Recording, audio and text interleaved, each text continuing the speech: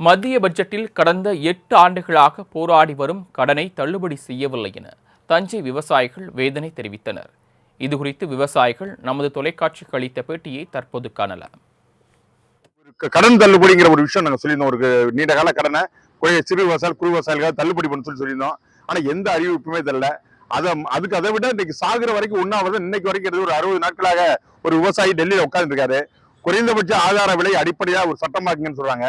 நீ சட்டமா கூட ஆக்க வேண்டாம். இன்னைக்கு உற்பத்தி செய்யற விளைபொருட்களுக்கு ஒரு விலையாவது கொஞ்சம் கூடுதல் அறிவிச்சிருக்கலாம். ஏன்னா உரம் எல்லா விலையும் இன்னைக்கு இரட்டிப்பாய் செலவாயிருக்கப்ப, விவசாய செலவுகள் இரட்டிப்பாய் இருக்கப்ப எந்த அறிவிப்புமே தராது. வேதனைக்குரிய விஷயமா இருக்கு. இன்னைக்கு மிகப்பெரிய பாதிப்புகள் இன்னைக்கு வெள்ளத்துல மழையில பல்வேறு பாதிப்புகளை இயற்கை இடர்களை சந்திக்க அந்த இதுக்கான நிதி ஒதுக்கீடும் என்பதும் முற்றிலுமாக புறக்கணிக்கப்பட்டிருக்கு. அந்த வகையில் விவசாயிகளை புறக்கணிக்கிற ஒரு மோசமான பட்ஜெட் இந்த அரசாங்கம் தாக்கல் பண்ணியிருக்கு. அந்த வகையில் பட்ஜெட் நாங்கள் உண்மையாக கண்டிக்கிறோம். இந்த அறிவிப்புங்கிறது வெறும் வெற்று அறிவிப்பு. இந்த பட்ஜெட் விவசாயிகளுக்கு ஏமாற்றும் பட்ஜெட்டாக இருக்கிறது.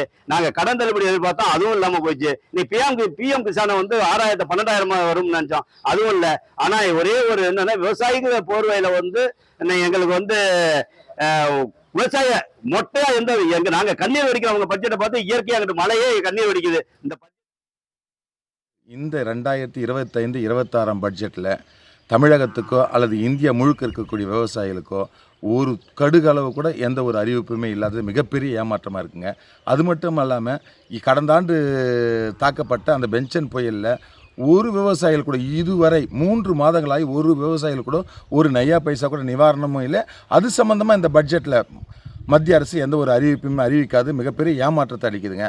அது மாதிரி சென்ற நிதியாண்டு அறிவித்த நிர்மலா சீதாராமன் அவர்கள் சென்ற நிதியாண்டில் அறிவித்த இயற்கை விவசாயத்தை ஊக்குவிப்போம், இயற்கை விவசாயத்தை புதிய தொழில்நுட்பத்தை கொண்டு 1.5 கோடி விவசாயிகளுக்கு புதிய பயிற்சி அளிப்புன்னு சொன்னாங்க. இதுவரையில் இந்தியாவில் எந்த ஒரு விவசாயிகளுக்குமே எந்த ஒரு பயிற்சி அளித்ததா எந்த ஒரு மாநிலத்திலையும் எந்த ஒரு தகவலுமே இல்லைங்க. அதே மாதிரி தான் இந்த பட்ஜெட்டுமே தமிழக விவசாயிகளுக்கு மட்டும் இல்லாமல் இந்திய விவசாயிகளுக்கே ஒன்றுமில்லாத பட்ஜெட்டை வெறும் பட்ஜெட்டாக நாம கட்டிய நெத்தியில் போட்ட பட்ஜெட்டாக இருக்குங்க. இதை தமிழக விவசாய சங்கம் வன்மையாக கண்டிக்கிறதுங்க.